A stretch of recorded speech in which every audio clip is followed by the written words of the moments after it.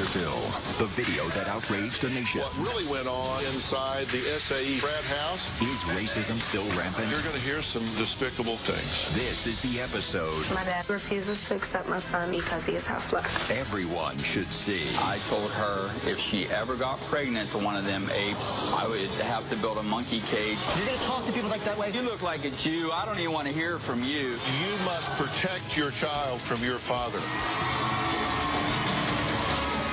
Let's do it. Have a good show, everybody. Here we go. This is a safe place to talk about hard things. Stand by, Dr. Phil. I'll try to be an emotional compass and point you in the right direction. 5, 4. I am not giving up on you. Go, Dr. Phil.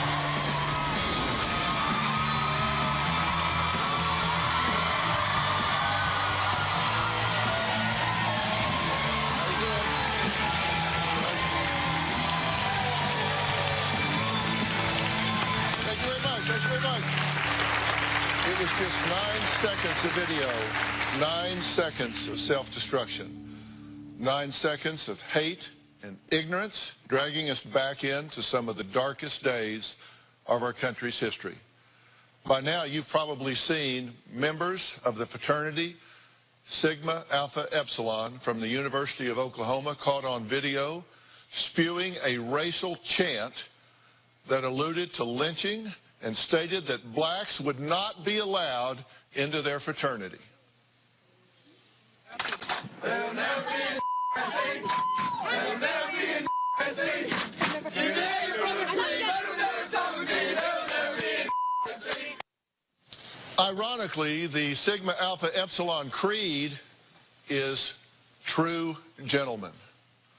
2 students have since been expelled, a decision that President David Boren says speaks to his school's zero-tolerance policy for such threatening racist behavior. The expulsions come days after the video surfaced. There was even a midnight deadline that SAE members were given to pack their bags and get out of their house. It was only a 9-second clip, but the fallout has been disastrous. More developments today after a video of an OU fraternity chanting racial slurs surfaced online. This has ignited the firestorm. The race debate is going hot and heavy again. A fraternity has been shut down after a video surfaced online showing students singing a racist song.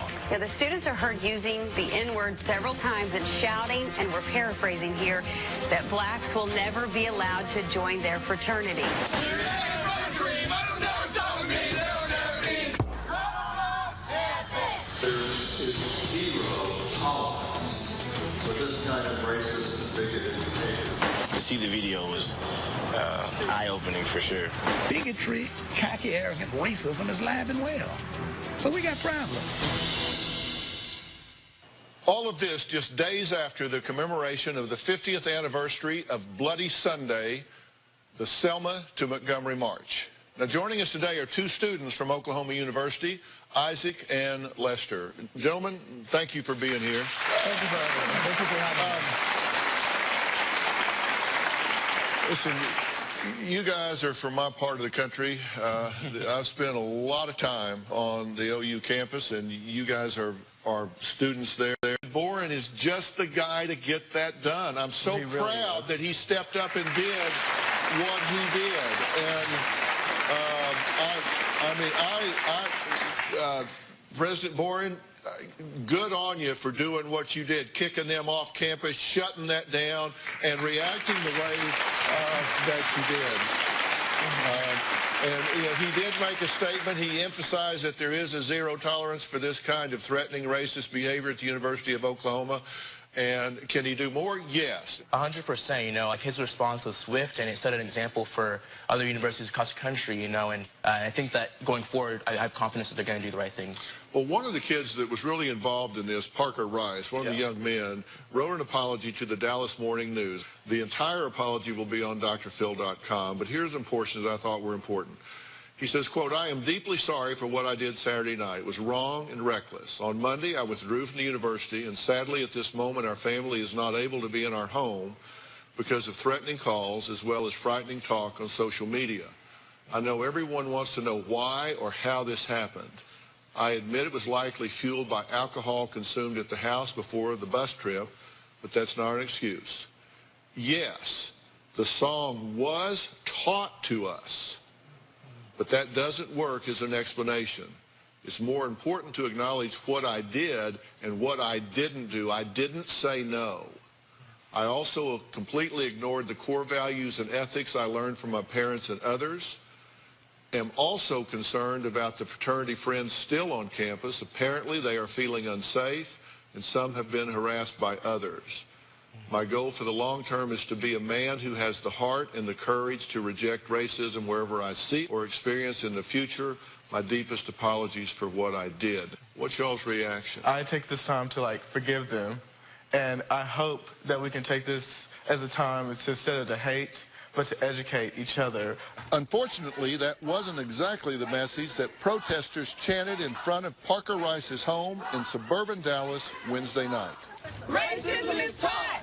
Racism is taught! The other boy on the bus has been identified. We'll tell you what his family has to say, plus what really went on inside the SAE frat house and what some of the members are doing now. That's when we come back.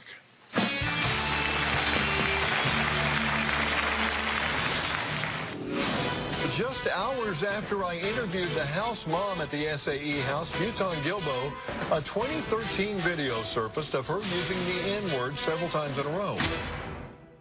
Enjoy the road ahead.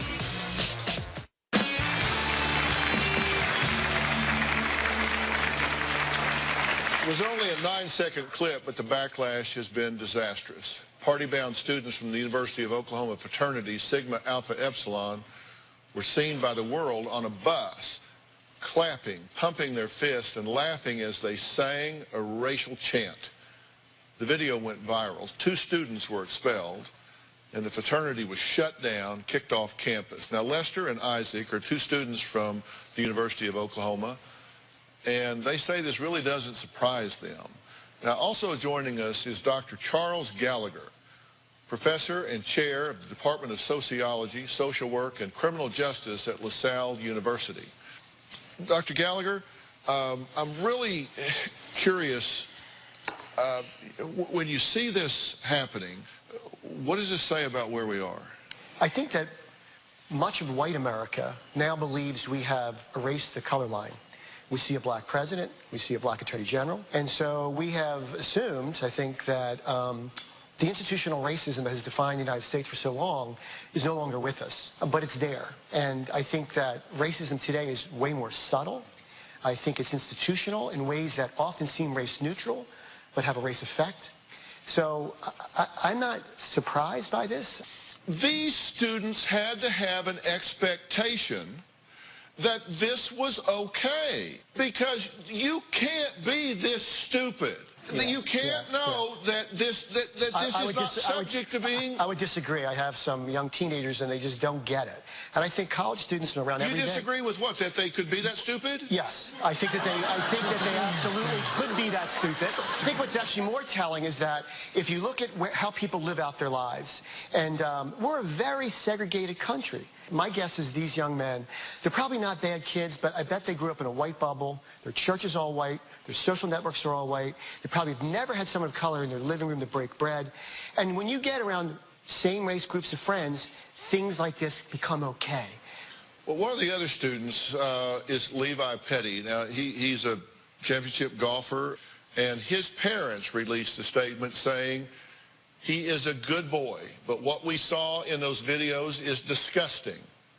While it may be difficult for those who only know Levi from the video to understand, we know his heart, and he is not a racist.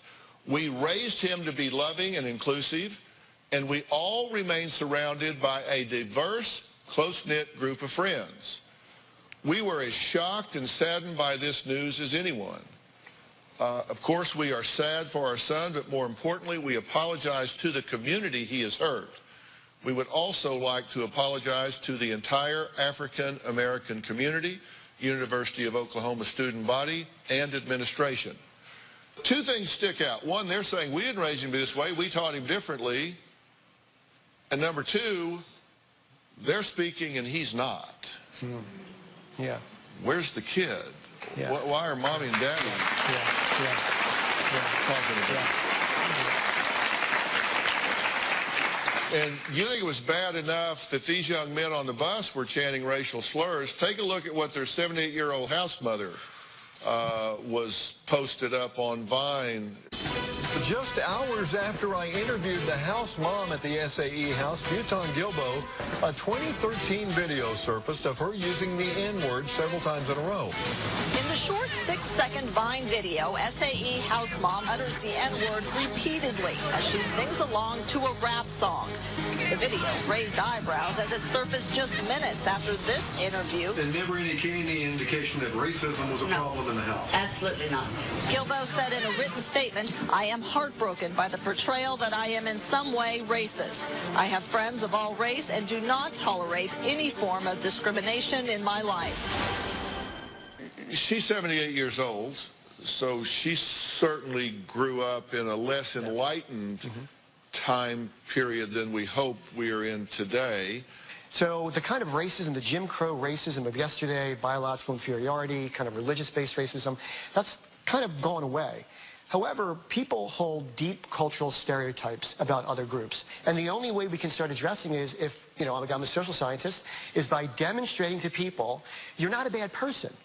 But the fact is, if you're human, you have bias. This does create tension, and let me just ask you guys, just straight up, are these SAE students on the University of Oklahoma campus, are they in danger? Are they going to get harassed? Are they going to get run off campus? I feel like with the way that the internet is set up, they're going to get harassed by people from all over the place. A lot of people are upset, and they have every right to be upset, but at the same time, we're going to try to educate, because it's a long-term project, Yeah. Unfortunately, they're going to face that. They're going to face the consequences of what they said, but at the same time, we want them in the community to be able to learn from us. Well, I so appreciate you two taking time out of class and being willing to come here. And if you guys are any reflection of the attitudes and all that are prevalent on the University of Oklahoma campus, you have certainly represented well for the Oklahoma Sooners. So thank you guys for being here. Before we move on to the next thing, I want to say to everybody here, just a heads up, you're getting ready to hear some very disturbing things. I had a debate about whether to do this next story or not. And I came down on the side of doing it because I think you can't change what you don't acknowledge. And it makes us all aware that there's still very important work to do. When we come back, we are going to meet a young woman who says she knows about racism firsthand. Her father raised her to hate all kinds of people, and now he hates her own child. We're going to tell you why when we come back.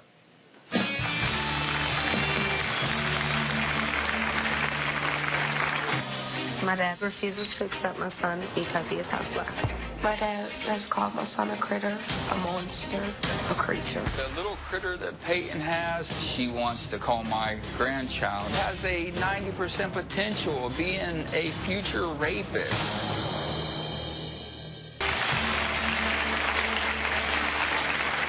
Well, as you know, we're talking about racism today, and I got a letter from a young woman who says her father is a racist, and she is desperate for my help to get him to accept her biracial son.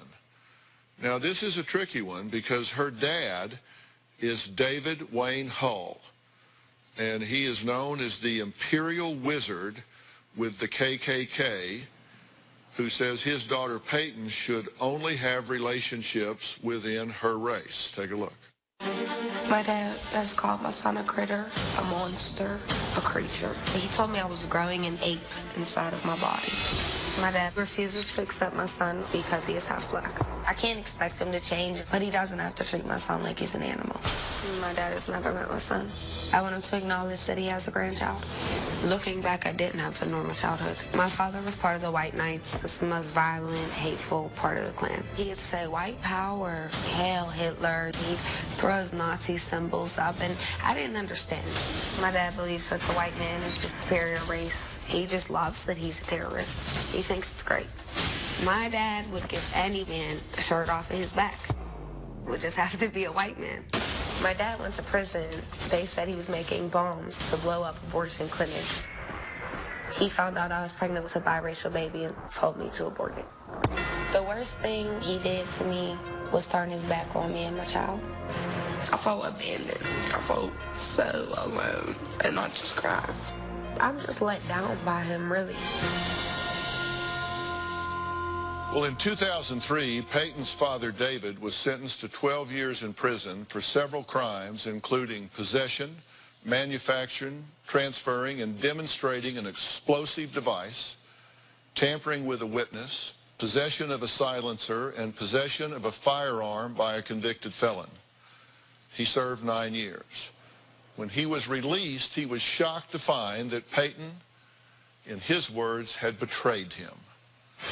I'm willing to die for the Klan. People use the term racist like it's some kind of dirty word. I think we should reject the term white because it just is a color. It is not a race. Aryan is a term that I embrace. I taught my daughter Peyton racial pride. I told her she was never, ever to become involved with a black man. No one would have ever thought that she would have grown up to be a ghetto thug. The little critter that Peyton has, she wants to call my grandchild, has a 90% potential of being a future rapist, a thief, and just another lazy dredge on society. One drop of non-white blood, it ceases to be human, and since it's not human, it is not my grandchild. This thing here, it's not a mistake that just goes away. She had a kid to a black man. I will love my daughter till the day I die, but I will never accept that child. Now, Peyton, that obviously is hurtful to hear, right? Yeah. Do you try to reason with him about it? He's not easy to reason with. He has a reason for everything. He cites scripture. He Yes. cites philosophy. Yes. He believes he is 100% right. Yes. And, you know, growing up, you were a daddy's girl, right? Yes. Yes. You loved him. He was a good Very father much. to you. Yes. But you started seeing unusual things in your childhood, right? Yes. You have early memories of actually seeing burning crosses. Yes. All I knew of the cross burnings was to be, I just thought it was pretty, you know, like a big candle or something. I didn't understand the symbolism. The symbolism, yeah. You didn't know what it meant. No.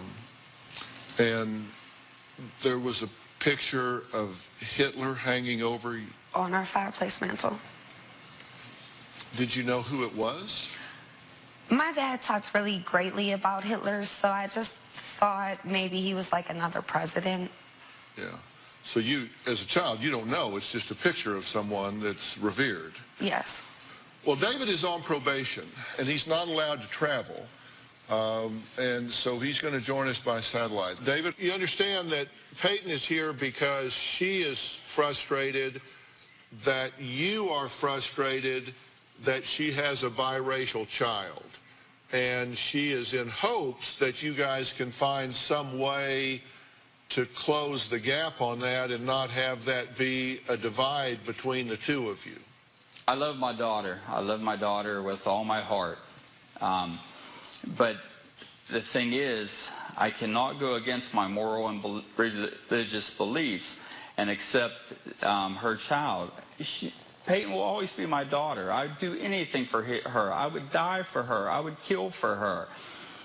But the one thing I will not do for anybody is sell my soul. And whether you agree with me, whether you think it's wrong, I have my beliefs, and I cannot go against them. Coming up, David says he feels betrayed by Peyton. He says he taught her to be proud of her race and now says she did the worst possible thing a daughter could do to her father. No good has come out of Peyton hanging with these black thugs, and no good will ever come out of it. Closed captioning provided by... Did you say to her when she was pregnant the first time that she had an ape growing inside her? That was basically my feelings, but I don't remember saying that to her. Did you say that you should build a monkey cage in the front yard so the critter could stay in the monkey cage? I told her if she ever got pregnant to one of them apes, I wouldn't have nothing to do with it. I told her, you can still come see me, but I would have to build a monkey cage in the backyard for the kid. How she ended up telling me that she was pregnant to a black was she told me, Dad, you're going to have to build that monkey cage. Did you say when she had a miscarriage that she lost the first one, that as bad as it sounds, it'd just be okay if this one died too? Yeah, that's how I felt. It would have been a relief to me. If the kid is truly biracial, she would be a lot better off without it tagging along. The only way she can have any kind of normal life and get with a good white man is if they don't know her history. You say she's not really attracted to African Americans. That couldn't be because it would be like being attracted to a possum. I didn't understand that. Look at the girl sitting beside you. She is beautiful. She is bright. No good has come out of Peyton hanging with these black thugs, and no good will ever come out of it. I've told her that, I've told her that, and I've told her that. She's a white girl born into a white world, and she could have it made. Okay, and you're saying that this child, if this child is biracial, it's just going to grow up to what? Statistics say that the kid is likely to be a problem. Well, you were in prison. If the kid is even his. Yes, I was in prison. I was in prison, and I've never abused my kids. I've never been a drug addict slinging dope on the streets. Yes, I've been in prison. A lot of good people are in prison these days. You say you haven't abused your children. Your daughter's been to juvie 11 times because you were in prison her entire childhood. How is that not making a choice that's abusive to your daughter? You're right. Peyton did go bad because I went to prison, because I wasn't there to guide her and give her discipline. Want to blame it on me? If that makes you all feel good, then go ahead and do it. Have you said, you know, we're all paying a lot of attention right now to ISIS. Did I understand you to say that basically they're killing Jews, and as long as that's what they're doing, you got no issues? Yeah, I got no issue. I got no issue with ISIS. They start bombing Germany, Sweden, or England tomorrow, well, then I'll have a problem with them. Well, let's just take a look at what you had to say about the Jews. I have much more respect for a black man than a Jew. The Jew, he's the bottom of the barrel. Slavery is always blamed on the white man. It's plain foolishness. Jews have a long history of dealing in the slave trade. You go back and you review on who owned all of the big slave ships, and it was Jews. Hitler, the most evil villain on earth. It's a joke. He loved his people. He gave them the Autobahn, many architectural structures. He brought his people out of a depression, and he also brought America out of her depression. Did you say you really don't believe that there were millions of Jews killed? The Holocaust just didn't happen? Even the Wiesenthal folks these days, to people that they consider their supporters, even tell their supporters, lay off the 6 million figure because it's too easy to disprove. It makes us look foolish. Okay. We're going to take a break. David's new wife is here. We're going to find out how she feels about Peyton's baby. We'll be right back. Do you have a story that you think I absolutely won't believe? If you think your family belongs on my show, if you even think that, you're probably right. So go to drphil.com and tell me why. My new wife, Krista, and I have been married for 3 years. I think I can safely say that Krista feels that I'm a good man. My husband's a great father. He's a great man. He does all he can for anyone. She keeps me balanced, she keeps me in check, and everything runs along good that way. I would be lost without Krista. 3 years ago, David married Krista. When Peyton found out, she says she was upset because her father didn't ask her permission. Now David is taking care of Krista's 4 children and won't accept Peyton's biracial child. Take a look. Peyton is quite jealous of my wife and resentful of my stepchildren. But she has like 5 kids. They all live with my dad. I don't like that. They can have their own dads. They don't need to be calling my dad. That's not okay. It's as if she has some kind of idea in her head that I abandoned her for them, and that's not the truth. My kids aren't standing in the way of her having a relationship with him.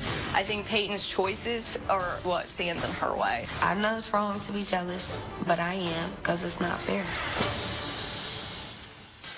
Well, Krista, you've been married for 3 years? Going on 3 years, yes. Okay, and did you know that he was the imperial wizard of the White Knights of the KKK? When I first met him, he was not. I knew he was in the Klan, but he actually wasn't the imperial wizard. We had dated a while ago. When did you first meet him? In 2000. That's funny.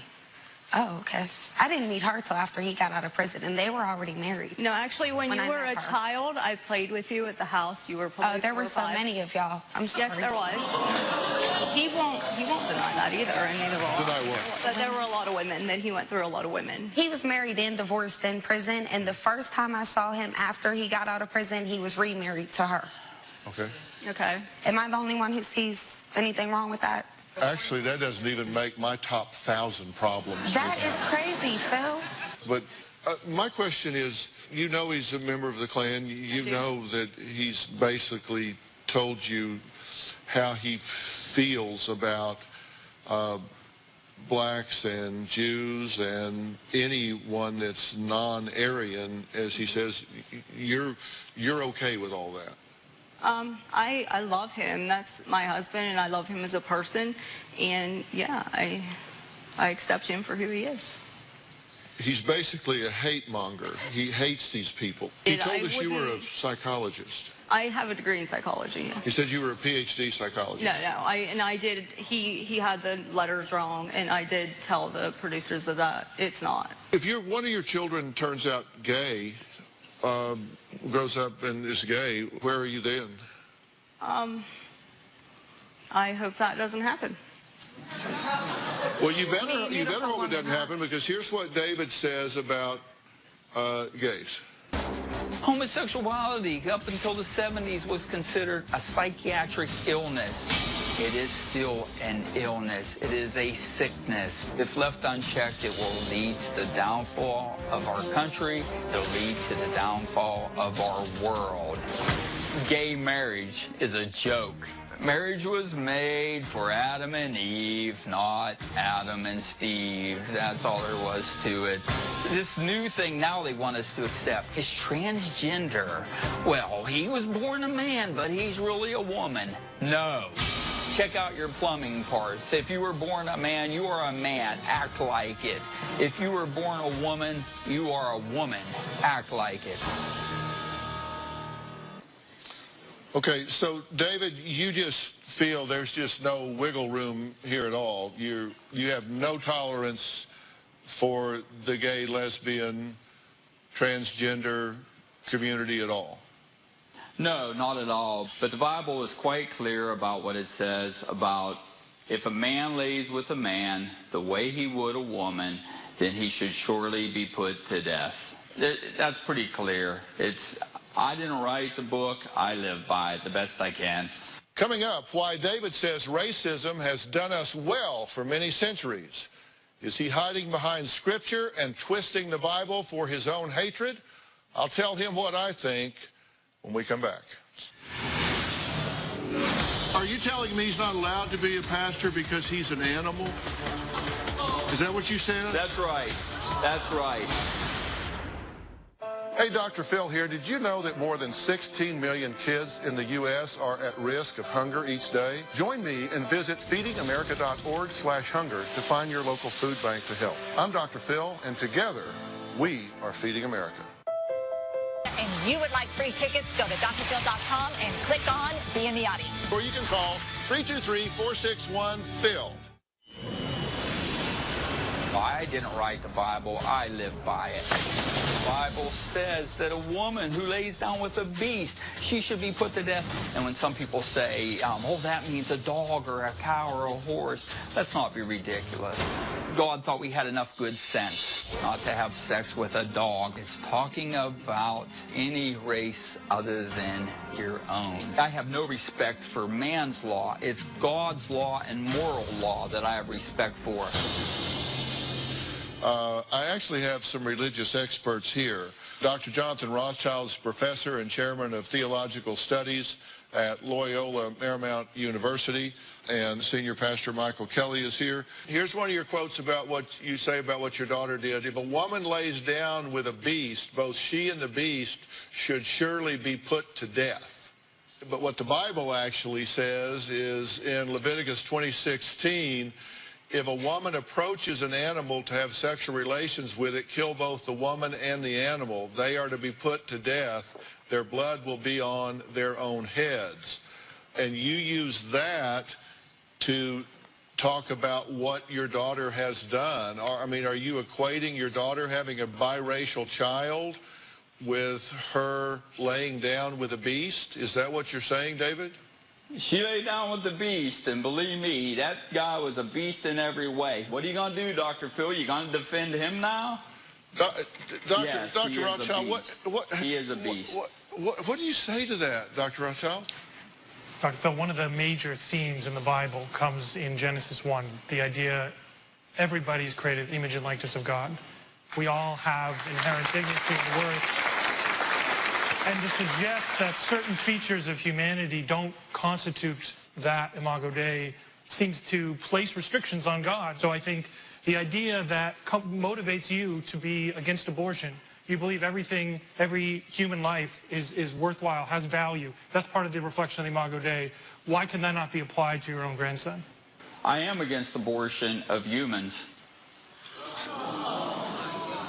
Hey, why don't we really seriously focus on the real thing? What has caused Peyton all these problems? You are her father. You are her parent. Children learn what they live. Right. You made decisions that landed you absent in her life from a very young age through the formative years where she felt abandoned and turned to rebellion. Are you telling me that you absolve yourself of any responsibility in who your daughter has become? Is that what you're asking me? Do I blame you for that? Do I lay that at your feet? Yes, sir, I most certainly do.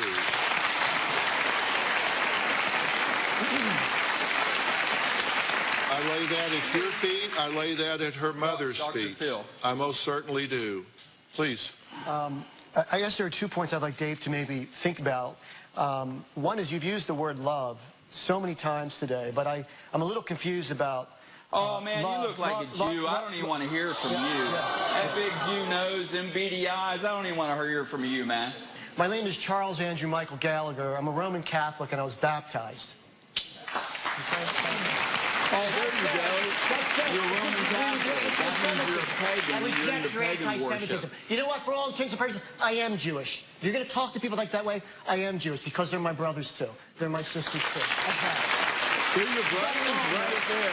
That shows you Pastor, what would you like to say about this? What makes that even more dangerous is when you grow up in an environment like that and then you use spirituality to justify some of the greatest travesties in history have been people who have taken the scriptures and perverted them to be able to go into murdering people, to be able to justify racism, slavery, all those different kinds of things. You're not allowed to be a and so when you take how you've been socialized, nothing but an animal. And see, You're interrupting me. Come up here if you So would. you're real Come up here if you would. attack me. Are, I'm not your follower. are you telling me? Are you telling me that he's not allowed to be a preacher? Are you telling me he's not allowed to be a pastor because he's an animal? Is that what you said? That's right. That's right. Yeah. Well, I'll tell you what. When we come back, my thoughts on Peyton and David's relationship. We'll be right back. Closed captioning provided by Enjoy better. Ready to get real? Go to drphil.com for advice on relationships, parenting, finances, and more. Plus, weigh in on your favorite episodes, share your stories, and find support in the Dr. Phil community. When you sign up for the community, you will automatically be subscribed to the Dr. Phil Show newsletter. Log on to drphil.com today.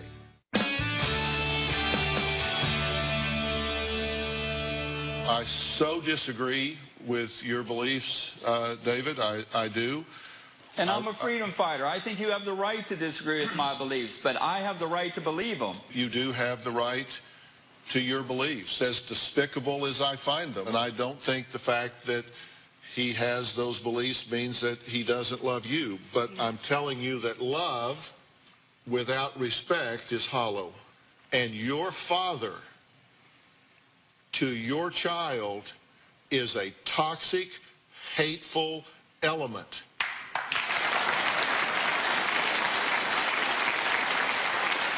And you must protect your child from your father. You must make certain that that man is not allowed to get around that child and erode that child's self-worth and self-esteem and treat him as a second-class citizen. Treat him as an animal. Treat him as something that is subhuman. Treat him in a way that he questions his value and his worth as a human being. Phil, worries about that because I will not be around that child. How could he claim her, but he can't claim my son? Listen, that is a whole different issue. What does me claiming my wife have to do with me claiming some little toad? I hate that you seem to take pride in spewing out hateful things like calling this child a toad to your daughter. You know, that's unbecoming to you, whatever you may believe. That's just absolutely unnecessary. You may believe what you believe, but I love my daughter. I don't know that preacher or anything. But that is ridiculous for you to behave that way, and I think you will agree that I think you will agree that in all of our interactions, me with you and you with my entire team here, we have treated you with dignity and respect the entire way, correct? You told my wife that you wouldn't have her face-to-face with Peyton on the stage. That commitment was certainly not made by me, and I am very proud of the way that you have been treated here. I make no apologies for it. This is my team right here. They've worked very, very hard with you, and I think they have treated you with dignity and respect the entire way, and if you say otherwise, I think you just simply are not being honest. I think they have worked very hard with you. We have here 2 Jews, an African American, and a gay Hispanic, and I think they've worked very, very hard with you. On drphil.com, I have tests to see if racism is a part of your life more than you care to admit. Check it out now to see how you do. I want to thank all of my guests today. A special thanks to Dr. Charles Gallagher. Look for his new book, Colorblind Nation, The Denial of Racism and the Rise of Racial Inequality. Also thanks to Pastor Michael Kelly and Dr. Jonathan Rothschild, and thanks to Oklahoma University students Isaac and Lester. Join in on the discussion on my Facebook and Twitter pages. Use hashtag Dr. Phil and hashtag looking for acceptance. Thanks for being here.